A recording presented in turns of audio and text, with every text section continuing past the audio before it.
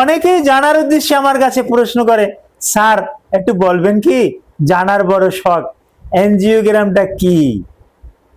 আমিও তাদের সাথে একটু রসিকতা করি যে বাংলাদেশে এক সময় আমরা পড়তাম ৬৮,০০০ গ্রাম বাঁচলে বাংলাদেশ বাঁচবে। তা ৬৮,০০০ গ্রাম আছে, এখন অনেক প্লাস হয়েছে। তো এই গ্রামগুলোতে খোঁজেন, প্রথমত বিভাগ খোঁজেন, জেলা খোঁজেন, এরপর আসে গ্রাম খোঁজেন। এই ৬৮,০০০ গ্রামের ভিতরে এনজিওগ্রামও পেয়ে যাবেন। তো তারা বুঝে যে স্যার আপনিও আমার সাথে রসিকতা করেন, যে যে হ্যাঁ একটু রসিকতাই করলাম, আসলে এনজিওগ্রামটা কি এই ব্যাপারটা নিয়েই আমি আলোচনা করব। আসসালামু আলাইকুম রহমতুল্লাহি ওয়া বারাকাতুহু। আমি ডাক্তার মীর শহীদুল ইসলাম। আমার চেম্বার শুভেচ্ছা 255 ঐতিহ্যবাহী শেখঘাট, সিলেট। গুগলে ডাক্তার মীর শহীদুল ইসলাম কথাটি লিখে সার্চ দিলে আপনি আমার সম্পর্কে বিস্তারিত তথ্য পেয়ে যাবেন। দর্শক শ্রোতা, আলোচনা করব এনজিওগ্রাম নিয়ে। প্রথমেই, what is angiogram, why angiogram, how to angiogram. আশা করি বুঝতে পারছেন এনজিওগ্রামটা কি, কেন করানো হয়, কিভাবে করানো হয়, এই বিষয়গুলোর উপরে আমি খুঁটিনাটি আলোচনা করব। আলোচনা করলে তো অনেক সময় লাগে, স্বল্প সময়ের ভিতরে আপনাদেরকে সংক্ষিপ্ত ধারণা দিচ্ছি, আলোচনাটি মনোযোগ সহকারে শুনুন। এনজিওগ্রাম এটা হার্টের একটা পরীক্ষা। এটা কিভাবে করানো হয়, একটা সময় এই কুস্কিতে ওখান থেকে একটা আর্টারির মাধ্যমে ক্যাথেটার প্রবেশ করানো হতো, যেটা হার্ট পর্যন্ত পৌঁছে যেত।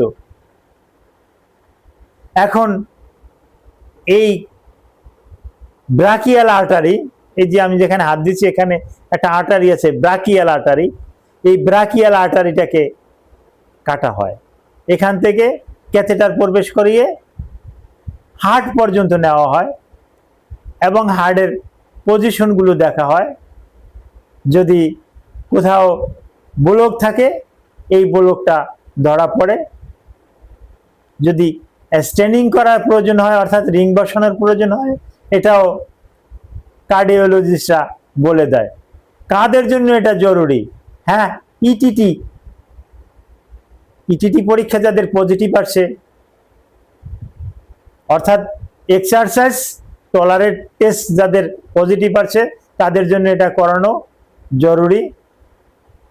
বুকে ব্যথা, অজ্ঞান হয়ে পড়ে যাওয়া, সিপিআর নেওয়ার পরেও বুকে ব্যথা, সিপিআর নেওয়ার পরেও বুকে ব্যথা কমছে না, আমরা অনেক সময় রোগীদেরকে দিয়ে থাকি নাইট্রোগ্লিসারিন স্প্রে দিয়ে থাকি। এই নাইট্রোগ্লিসারিন স্প্রে নেওয়ার পরেও বুকের ব্যথা কমছে না, তাদের জন্য কিন্তু এনজিওগ্রামটা একদম পরিহার্য। তারপর যাদের কার্ডিয়াক অ্যারেস্ট আছে, কার্ডিয়াক অ্যারিথমিয়া আছে, বারবার মায়োকার্ডিয়াল ইনফেকশন হয়েছে, অজ্ঞান হয়ে গেছে, শ্বাস করতে কষ্ট হয়, তাদের জন্য এনজিওগ্রামটা করা কিন্তু একান্ত বাধ্যতামূলক।